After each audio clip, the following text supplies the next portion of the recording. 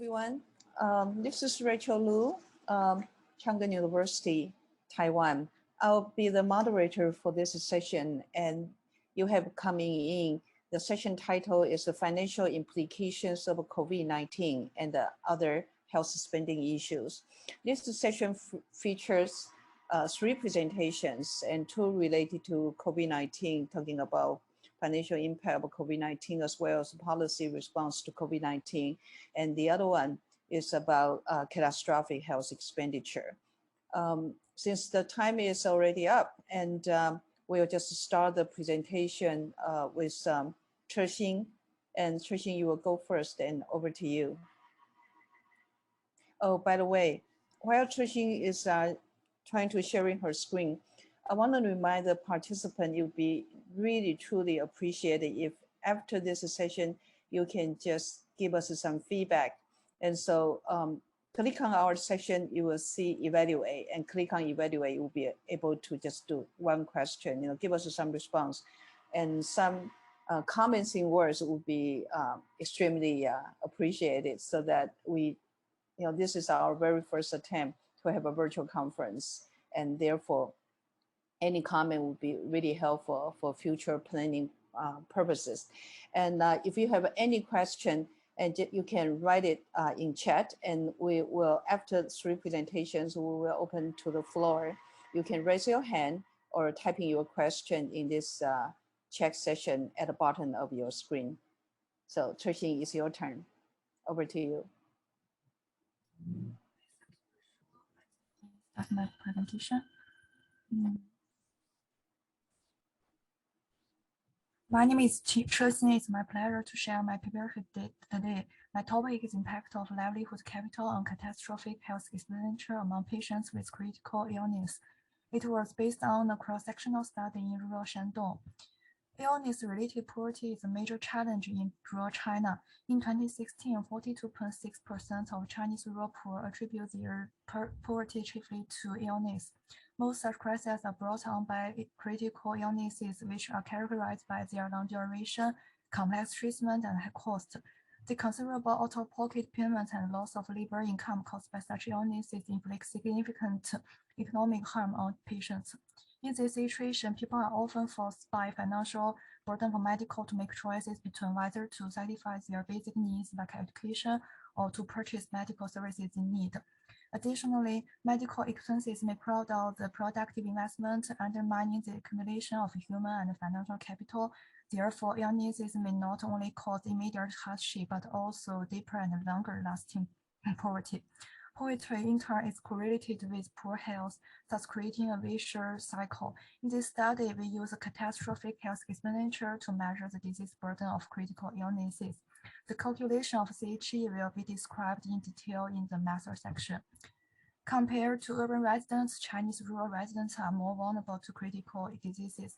From National Cancer Statistics in 2015, the incidence of cancer, which is a particularly widespread example of critical illnesses, was higher than in rural China than that in urban areas. Besides, the rural diagnosis was frequently made at a later stage. The reason is that rural residents have limited access to social security systems or insurance, making them financially more vulnerable to illness than most urban residents. In addition, rural people are more dependent on subsistence capital such as land, production tools, and social networks. Livelihood capital refers to the capabilities, material and social resources and activities that an individual or household needs in order to survive, to mitigate risk or shocks, and to survive. It can help rural households cope with vulnerability and risk and maximize development potential. So, an examination of relationship between livelihood capital and IHEA may improve outcomes for critical ill patients in rural China. The explorative cross-sectional study was conducted from July to August in 2019 by our research team. We used multi-stage stratified cluster random sampling. There were totally 1,138 households with critically ill patients from 77 villages recruited, and 1,041 observations with complete data were included in the analysis. It is worth noting that questionnaire was conveyed face-to-face. We conducted the sample survey on the household basis. In this study, we collected the demographic characteristics of all family members, health conditions, and medical services utilization information about patients, and livelihood capital information of the household. Our dependent variable was the incidence of CHE in 2018. Although CHE is commonly used to measure the financial risk of diseases, there is no consensus on the denominators. Besides, the choice of threshold proportion of household expenditure varies widely. This study adopts households' capacity to pay as its denominator and uses WHO's expenditure threshold of 40%. A household's CTP is defined as a household's effective income after their basic subsistence needs is satisfied. The item income and food expenditure in our survey asked the respondents about their expenses and recipes over one full year. So the survey in 2019 used the results from 2018.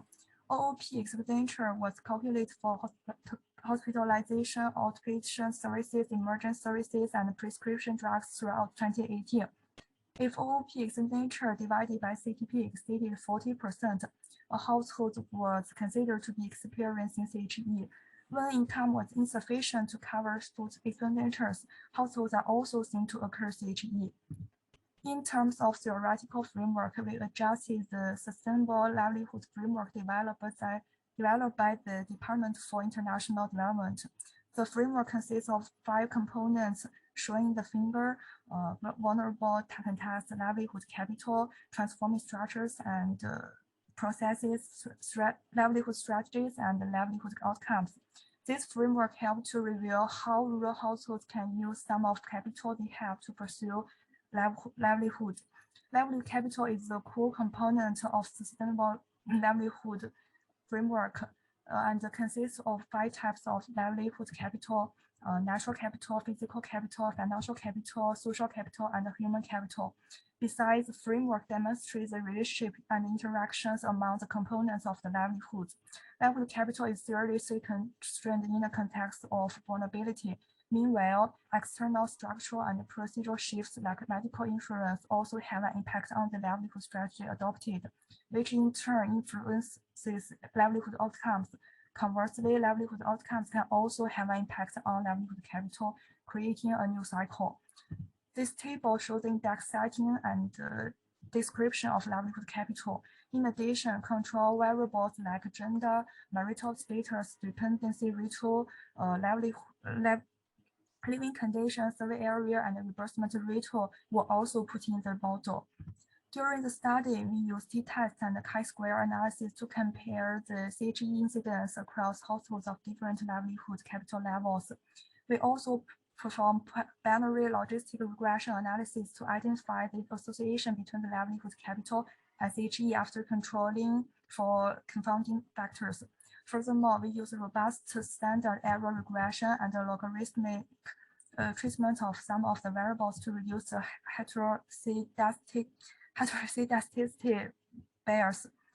To assess these livelihood capital's possible endogeneity, we conducted every probability regression using whether to draw on savings or loans when critical ill as instrumental variables.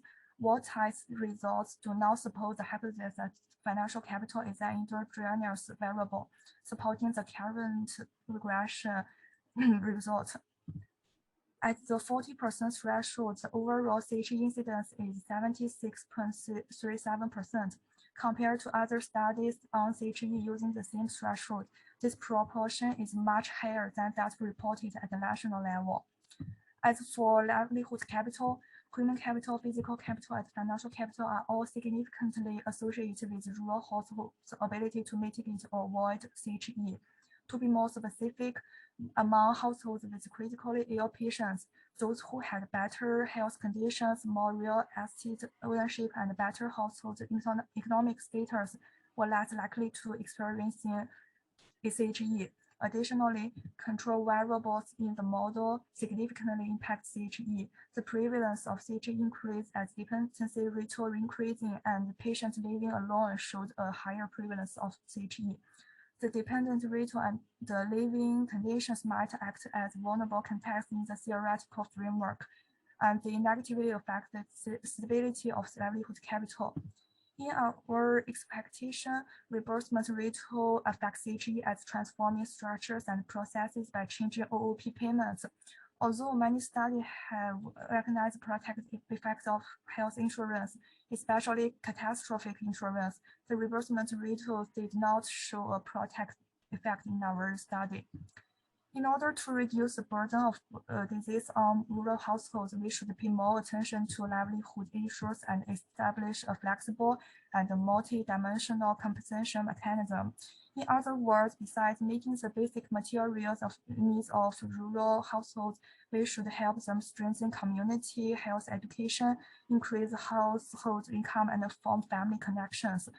Furthermore, a compensation mechanism for medical insurance designed for rural households should be established. That's all of my presentation. Thanks for your listening. And if you have any questions, you can ask me later or contact me via the email.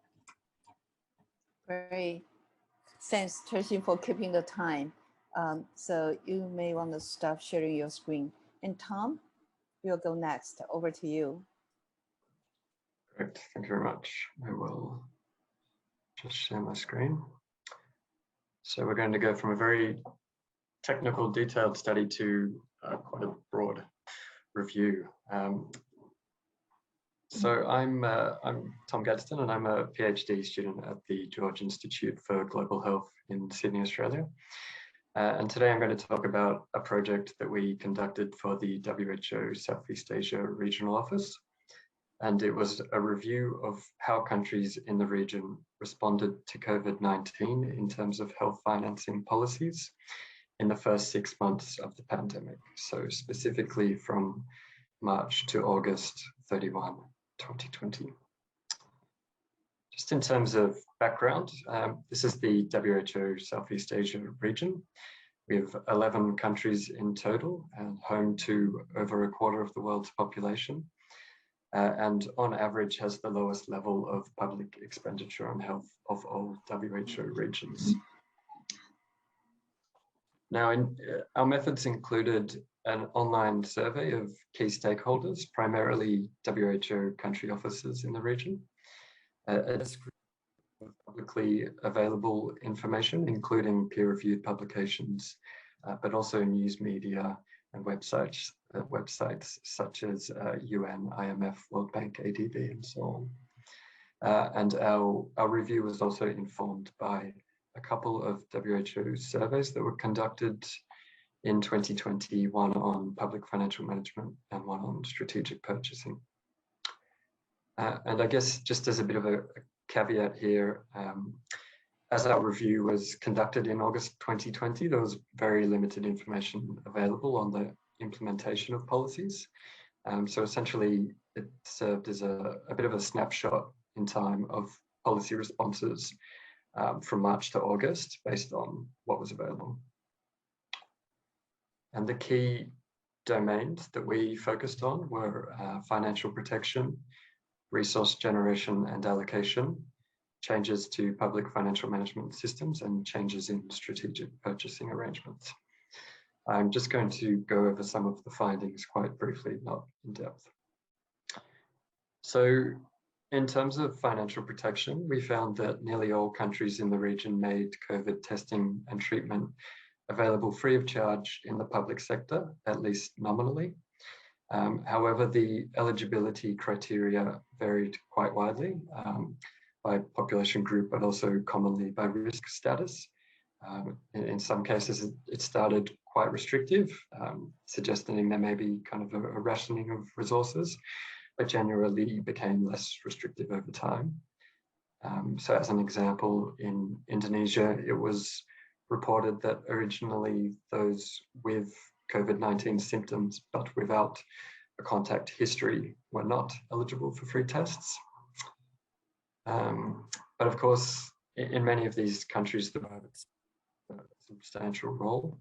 But we found that the ability to rapidly engage the private sector to provide COVID care really depended on existing governance and coordination mechanisms. So Thailand, for example, appeared to engage the private sector very quickly with oversight of price, quality and reporting. But the process was slower and appeared much more restrictive in countries with less established engagement mechanisms.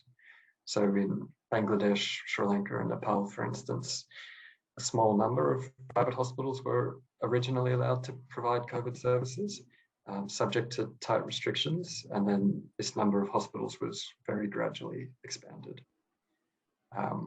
Lastly, nearly all countries introduced price caps or price ceilings on the cost of COVID tests and treatment in the private sector, some of which were reportedly based on costing exercises, but for which the data was very rarely available. However, each country, nearly all countries, faced difficulties in enforcing these regulations. It was really common to find reports of arbitrary pricing by private facilities. In terms of resource generation and allocation, we found that countries freed up fiscal space through a variety of sources, including emergency response funds and repurposing non-urgent financing, in addition to ODA and debt financing. As an example of reallocation from other sectors to health, in Thailand, the unspent budget funds for the fiscal year, in particular those things like travel and meetings, were recalled and pooled and reallocated towards COVID response. Similarly, in Myanmar, we found that up to 10% of each ministry's budget was reallocated to the COVID response. And then comparatively, the response in Timor-Leste was largely self-funded, so it drew on the country's sovereign petroleum-based wealth fund.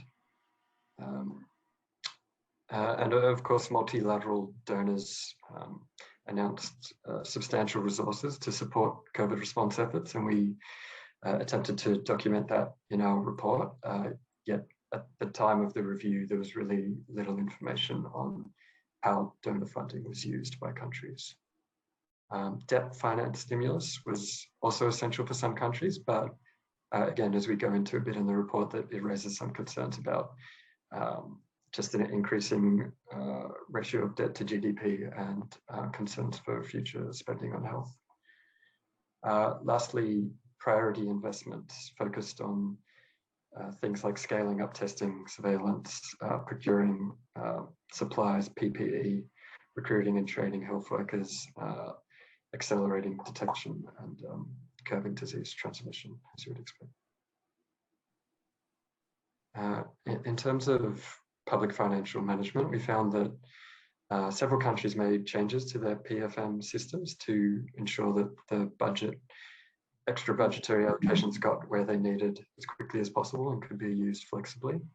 Just a couple examples included relaxing restrictions so that states could reprogram large amount of funds across budget lines, fast-tracking procurement rules, and authorizing ministries to allocate savings to COVID expenditures by approval. We only found limited examples of cases where PFM bottlenecks acted to restrict expenditure of COVID funds. There was just one case reported, I think, from Indonesia, where it was something like only 1.5% of the COVID fund had been spent by the Ministry of Health by June, I think, 2020. In terms of strategic purchasing, common finding was that countries used simplified contracts and accreditation procedures to rapidly expand the pool of service providers, so basically to bring on more private facilities quicker. In India, for instance, an enrollment system was introduced, an online enrollment system was introduced, and hospitals that did not fully comply with the normal eligibility criteria were allowed to be temporarily impaneled for 3 months. And in Thailand, similarly, temporary measures were approved to shorten the registration process. For example, the registration fee was waived, but registration surveillance reportedly strengthened to maintain quality. We only found a couple examples where relaxing regulation had adverse effects, and that was just in one country where reportedly relaxed procurement rules led to an increase in fraudulent or corrupt practices and subsequent stricter instructions issued. In general, though, it has to be said that the details of publicly available information on changes to PFM, payment rates and costing, etc., were pretty limited. So in summary, despite the range of health financing policies that we found, some common themes did emerge, and those included the policies to reduce barriers to care in the public sector, at least nominally, increased public-private collaboration, increased investment in disease surveillance and diagnostic capacity, streamlined procurement systems, and the accelerated deployment of telemedicine, although I didn't go into that. And just reiterating that due to the limited implementation, it was really just a snapshot of policies announced during that period. But this review has been published as part of the WHO CRO's report on health financing profiles of countries in their region in 2021. And we are now conducting a follow-up review that will allow for a one-year look back on health financing policies announced in response to COVID. So, thanks very much. Great. Thank you for keeping the time. For some reason, the third presenter, Chidima, has not shown up yet. So I guess we'll just start the Q&A section. If she can arrive in time, then we'll let her do the presentation. Otherwise, we'll just, we have, more than half an hour to do the Q&A. So I think I'll start with a few questions to the two presenters, and then I'll solicit comments from the floor. For Chexing, thanks for the presentation. It's very illustrative and very nicely done project. I have a few questions. First of all, you mentioned in your presentation that you did this logistic regression. You also did this IV probing regression, but there was not much detail, or essentially no details about this IV probing. So what did you use as IV, and what was your concern that you decided to take this IV probing regression? And when you interpret your logistic regression, you use the odds ratio. And there's a very good article by Edward Norton. He's an economist at UMich Ann Arbor.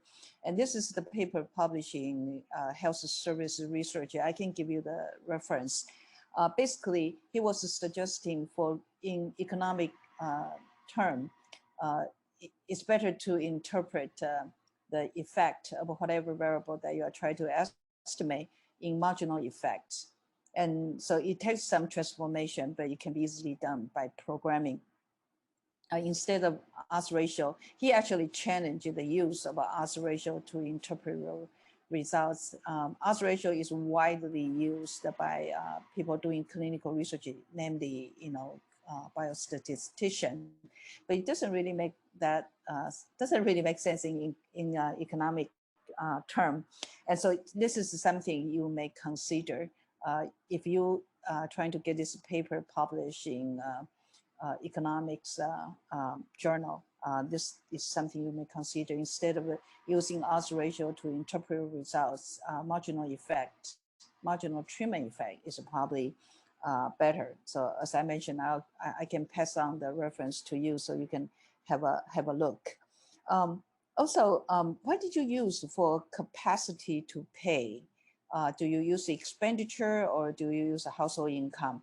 There are drawbacks in using household income as a capacity to pay because of the reporting bias, this and that. But I was just wondering, because you didn't mention how you measure capacity to pay, which is a very important variable.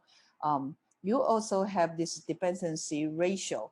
Did you calculate dependency ratio for at a county level, at a city level, or you do this dependency ratio per household? It wasn't clear, because when we use dependency ratio, usually it's referred to sort of a cluster, you know, of a population.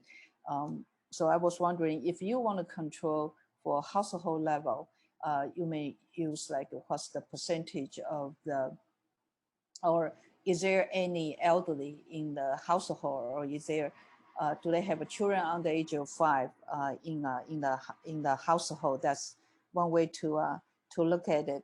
And so that's, you know, some technical issue maybe you can address. And for Tom, you know, I think this policy review is very important. You know, as you know, the whole globe is coping with COVID-19. But I was wondering, did you use any framework to construct your survey?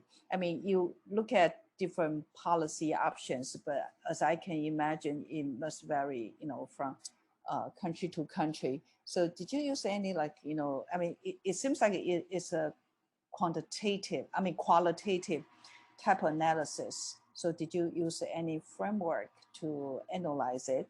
And or it's just a basic, you know, descriptive statistic by looking at, you know, what's the response rate, response to various policy question, you know, sort of, you know, check the box kind of thing. And but I think that you know, it's such an important topic when the globe is facing COVID-19, the threat from COVID-19, and I thought maybe there's more you can share with us.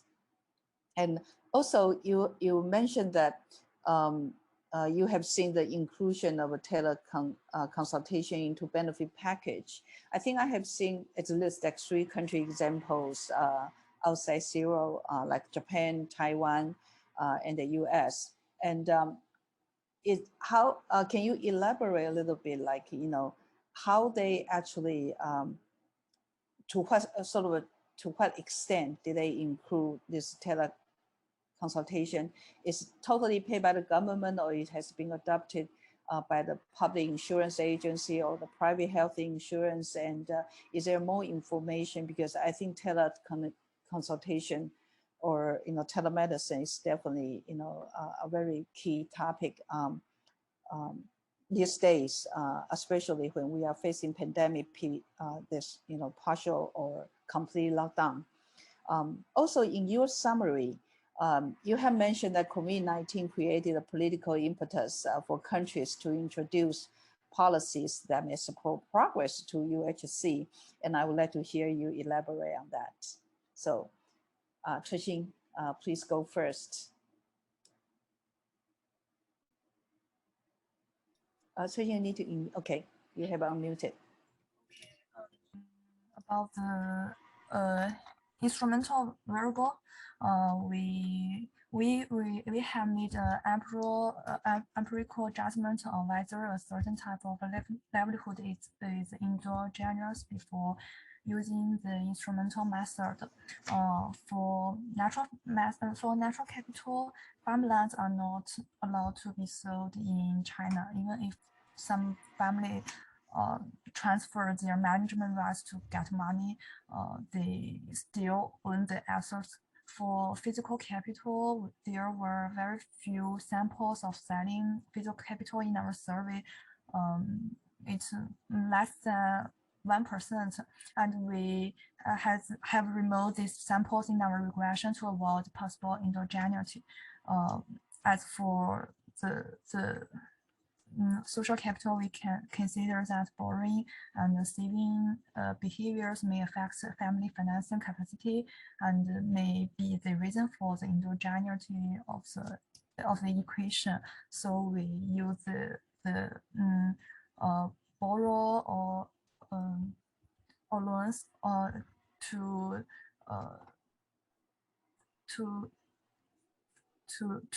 control the endogeneity of the regression.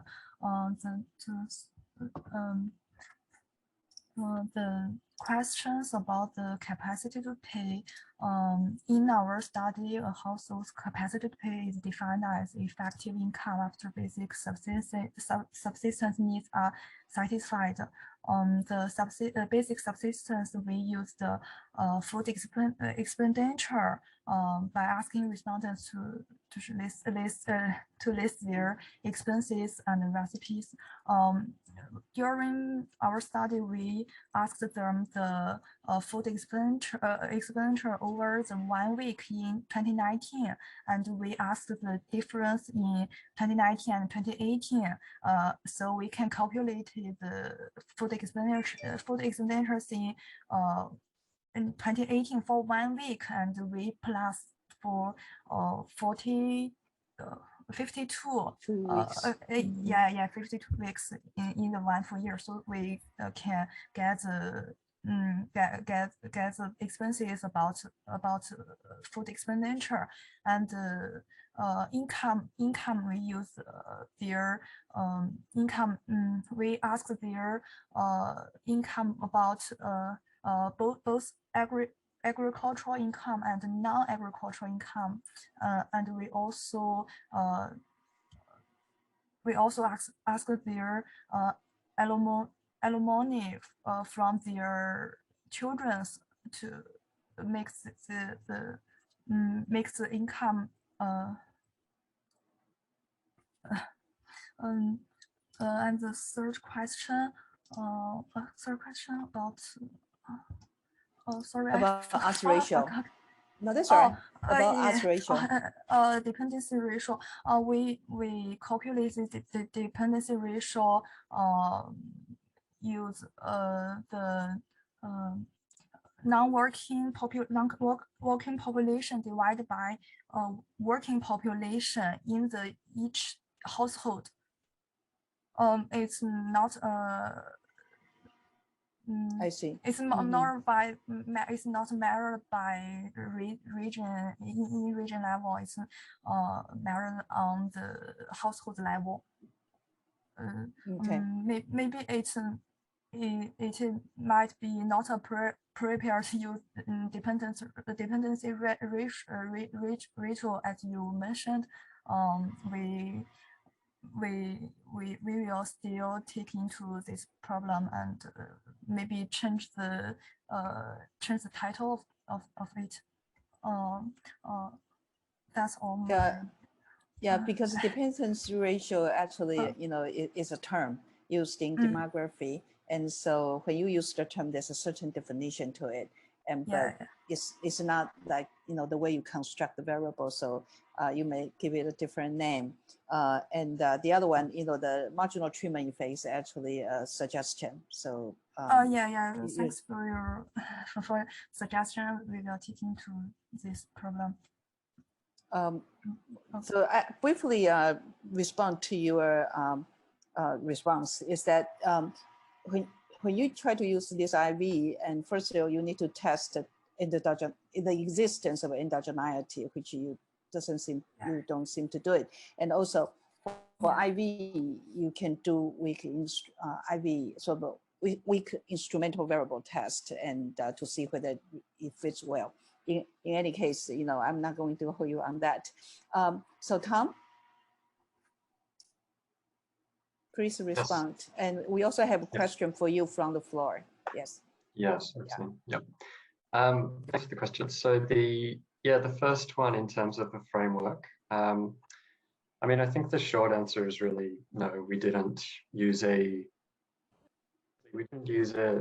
borrow an existing theoretical framework to structure the review, but we did kind of come up with our framework to, I guess, kind of situate our kind of conceptual view of how, as we were going through it. I will just share my screen if I can to show you. I don't know if you can see that. No. It's not, oh yeah, yes, now it's up, yeah. Right, yeah, so yeah, this is kind of what we came up with. I guess situate what we were finding through the review. So we kind of said that we have this overall policy environment within which the response is taking place. So we have the health policy responses and the broader socioeconomic responses on the right, sorry, health on the left. And then we theorized that there's this kind of this in-between space where there's either the reallocation of existing resources to the response or the injection of new money. But that's really about as far as we got with in terms of a framework. I'm not sure if there's I'd be happy to hear if there's something, you know, that's kind of used for health funding. Yeah.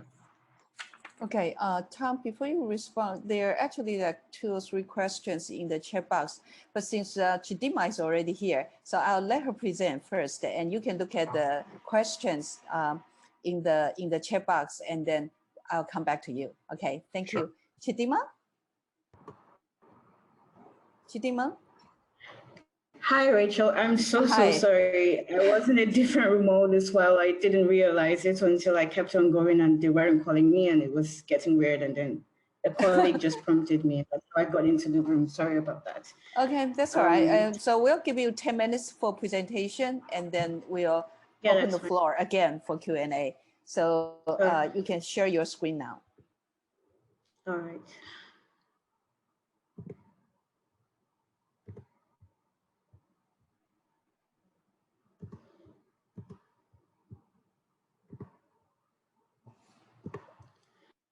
Okay, once again, my name is Chidima Ineze. I work for the USAID Integrated Health Program in Ebonyi State, and I'll be talking to us about exploring options to mitigate the health financing impact of COVID-19 through fiscal space analysis. My abstract was also made possible with the support of colleagues from the organization, Olufunke Falade and Carlos Avila. Ebonyi State is located in the southeastern region of Nigeria, and it has a population size of about 3.2 million people. Out of the 3.2 million people, 1.3 million of them are in the labor force, and the informal sector make up the majority of the labor force. The public financing system in the state is quite suboptimal. The trend shows that the government-held expenditure per capita has been around $16, which is a far cry from the recommended target of $89. Also, there's limited financial risk protection schemes in Ebonyi State, which causes a lot of residents of the state to spend out of pocket to purchase health services.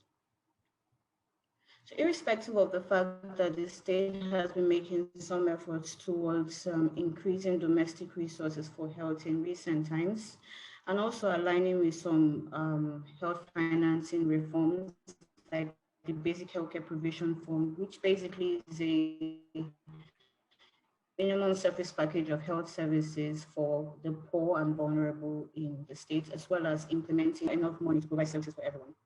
Also, the state has also conducted has also developed a state strategic health development plan, which is a 5-year costed plan with priority activities to improve health outcomes. The last plan, which was conducted in 2018, was costed at a total of $411 million. Our research showed that available resources to fund this plan was around $33 million, leaving a funding gap of $378 million. This forms the rationale for the fiscal space analysis that we conducted in 2018. Fast forwarding to 2020, the COVID-19 hit Nigeria severely and had a significant influence on our economy. And so I decided to go back and play with the numbers to see how much loss of the potential resources could occur as a result of the pandemic. And also I extended the analysis to 2024. So we have a 4-year trend in the resources the potential resources that could be realized. And then also prefer some recommendations that can ensure that there is still substantial there irrespective of the pandemic.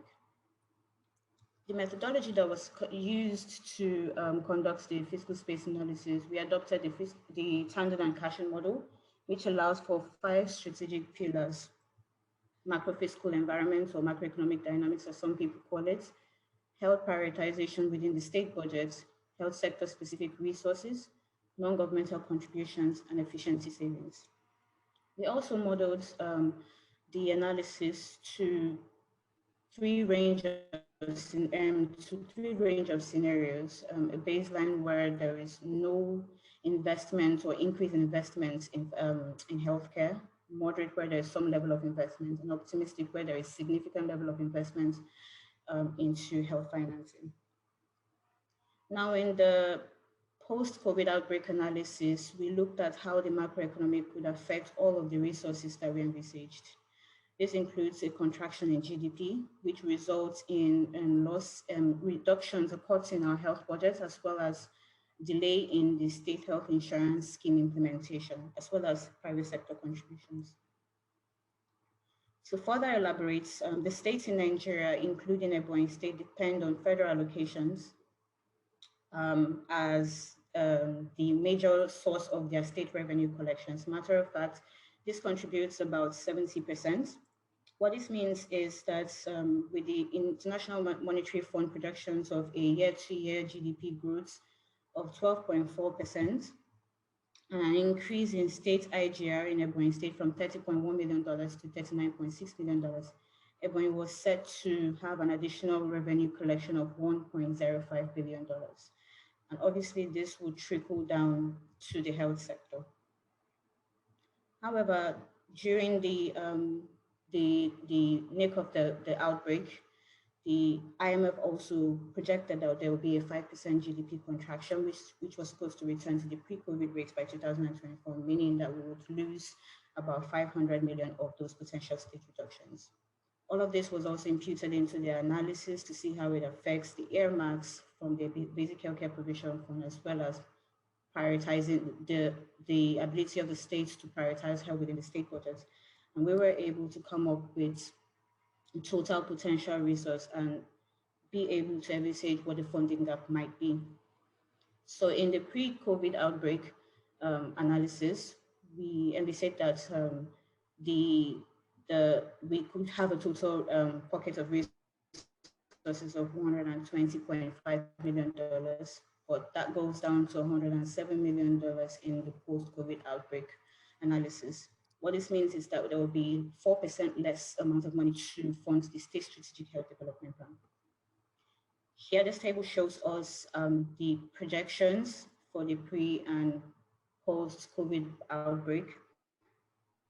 And we can see that efficiency gains remains the same irrespective of which analysis we were doing, as well as non-governmental contributions. The reason is because the macroeconomy doesn't influence efficiency. It's more about blocking those leakages and minimizing biases. And then the non-governmental contributions remains the same because we focused on money that comes through the budget. So the stakeholders who were saddled with the responsibility of selecting the scenarios that best suits Ebonyi State decided to go on with the baseline because they felt that they weren't getting a lot of money through the budget from philanthropists or the private sector or donors in space. We can see here that public spending prioritization to health and health sector specific resources, that's the earmarks, contribute the most to the total fiscal space. And this is then followed on by efficiency savings. This gives us a spreadsheet of the sources of funding under 3 scenarios: a baseline projection, the first analysis, which was before COVID hit Nigeria, as well as the second analysis, which is when COVID started in Nigeria. And we can see the changes in the decline in potential resources that can be envisaged for Ebonyi State. All of these graphs and numbers basically mean one thing, that the COVID-19 pandemic has a significant effect on our journey to universal health coverage due to the macroeconomic impacts. And also this is worsened by our over-dependency on federal allocations. So it's important for the states to start generating revenue internally to be able to model up the shocks that could occur as a result of emergencies like the pandemic. Also, it's really important for the state to start prioritizing health financing. And this can happen if the state health actors are able to develop convincing investment cases for health, and also ensure that they are developing strategic annual operational plans that aligns with their budget proposals, and aligning the budget proposals to these strategic annual operational plans.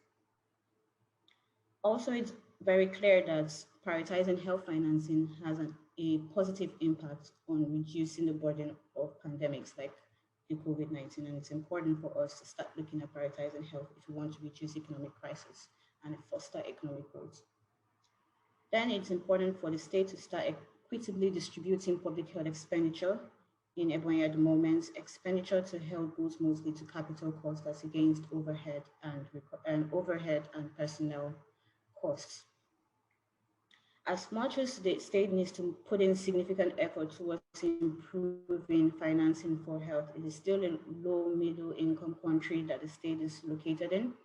And so it's important for the government to not only mobilize emergency funds, but also marshal support from our donors to help protect our population health. Finally, minimizing inefficiencies in the areas of human resource for health and procurement of medicines have an enormous potential to generate savings. Implications of our study for future research requires that analysis should also include the impact of federal and state debt on our fiscal space, as this was not factored into our analysis. Also, it is important to consider exploring further efficiency study, as we can see that efficiency was not affected. So we could consider looking at the method of our drug distribution by replacing the push method with the pull method, and ensure that we are equitably distributing our healthcare workers across our functional PHCs. Finally, it would be great to explore the impact of this fiscal space on specific services like RMNCH, because that's the area where we suffer, that causes the most and the lowest, that causes our health indices to suffer the most, and also explore the impact on health outcomes. Thank you very much. Back to you, Rachel. Thank you. If you don't mind, Chidima, can you turn on the video, and so that our session participant can see you? Okay, so yeah, now you can unshare the screen now. Okay, great. Right. Thank you for your presentation. I see there quite some dialogue going on in our chat box, and so Tom, do you want to? Hi, Tom. Yes. So I think, yeah, do you want to sort of, summarize the question that was posed to you, and do, some quick response to share with our session participants? Sure. Just scrolling to find the question. Yes, so Kojo asked if we took into account, I think what he's asking is, we took into account broader stimulus packages as opposed to just health. So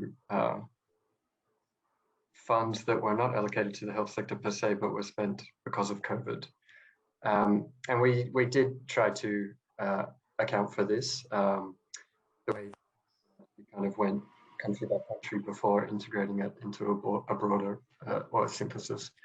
But again, it was based on publicly available information. So that's sometimes quite difficult to identify just how much a country had put towards the COVID response, and specifically allocated towards the health sector, and it was changing at the same time. So it was quite tough to keep on top of it. I also said that we kind of said in the report that the allocations to health were largely overshadowed by the broader economic stimulus spending, which is probably expected. But we suggested this may be in part due to limited capacity to absorb large injections of money by the health sector. And just a couple of my other responses were about a suggestion by Deb about looking at the duration of policy changes and the proportion which were temporary, which I think is a great idea. I don't think we really had the available info to do it, but we could definitely try to incorporate something like that for the follow-up review, which is we're doing now. Yeah. Okay, great, thanks. Chitima, I have some question about your presentation. It's very illustrative. I was wondering, did you get all your data from the government statistics, or you collect your own? I mean, what I'm trying to say is all this data sort of publicly available, and how did you try your hand on this? How did you get a hold of it? All right. Yes, majority of the data used were widely available. And also because USAID is supporting the Ebonyi state government, it was a little easier to collect some of this data. We saddled the responsibility of data collection to the state, the health stakeholders. So those who are already in these offices, because we have a technical working group, leveraged on that. So we requested that they provide the data, and then we validated whatever analysis we did with them so that they understand how we're using their data. For the areas of our projections where we couldn't get our hands on publicly available data, we made projections. So we used reputable websites like the IMF, the WHO, the World Bank to make projections that was available at the national level for states. And then we verified this information with the stakeholders as well. Okay, I guess at this point, people are trying to just collect the data, so they're still a long way to go in terms of verification and update the data, and therefore I guess the projection is sort of preliminary, but still it's good that to just set up the model to do it, and later when there's new data coming in, you can still update it. And in fact, for this conference, there's a pre-conference section last week hosted by WHO, where they actually provide some data, from different regions. And the recording, I mean, it's open to everyone. It's not just limited to conference participants. And they will put the recording on the web, I think a week after, or so it should be available next week. And so if people are interested in seeing how WHO are getting the data ready to release. And again, they did say that it's a preliminary, and that's something people can look it up. We have 6 minutes to go. So the session will end at 3:30. And I was wondering, is there any other questions from the floor, so I don't monopolize the time to any of our presenter?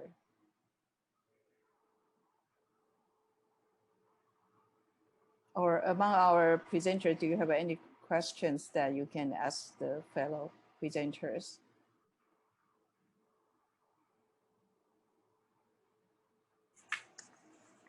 No? Fine, thanks. Actually, I remember Tom provides a question, we can ask people to chip in, is that Tom was asking, is any of you aware of any health financing policies introduced by your own country in response to COVID-19? And I was wondering, do people want to share some view? What are the policies introduced by your government, financing policies in response to COVID-19? I guess there's a stimulus package, that probably prioritize over health, although vaccination policy obviously is the key at these days when coping with COVID-19. I was wondering, do we have any session participant who would like to share your your country experience with us? Tom Kojo, I don't know. Tom Kojo Yes. and I are all from the same country of Australia, I know. But I think two things for me, Tom, I don't know what you think, that's been interesting in Australia has been some of what was already an awkward relationship around financing and responsibility in the health sector between the national, the federal, and the states.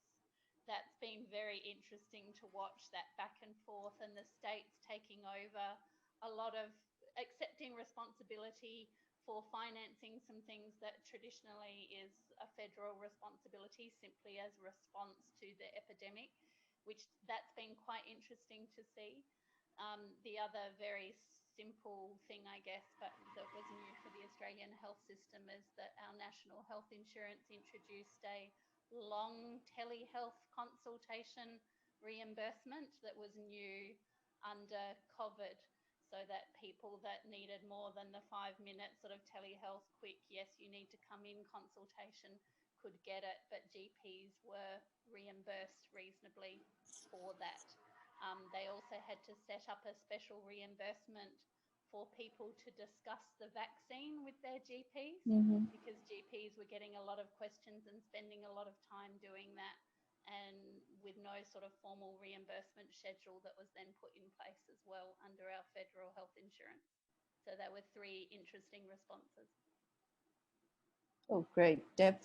I noticed that, people have been talking about telemedicine for so long, and they haven't put their act together. And all of a sudden, boom, COVID-19, they expedite the process. Like, this is small potato, easy as a piece. And it was pretty amazing. I guess you need some disaster, hopefully not, to actually expedite the right things to do. It comes right in time, and people have been very innovative. Take this conference as example. There's a virtual lounge where people can hang out. I have never experienced that before. I thought it was pretty fun. So while you are at a conference, you enjoy, so you hang out with people, but bring your own drink and food. That's the only drawback, I guess. So we have 2 more minutes, and any comment from the participants of our session? We have 2 more minutes, and they'll cut us off. So if not, yes, please. Sorry, I guess I could, you asked about that sentence that I included in the PowerPoint at the end about COVID providing the political impetus for some policies that may support progress towards UHC. And I guess that kind of goes to what you're just talking about with telemedicine. I must admit, I felt a bit uncertain about that sentence in the report, because I don't know if it's, there's the kind of lack of implementation information that we had during the review was really just the announcement of policies. And it also kind of seems like it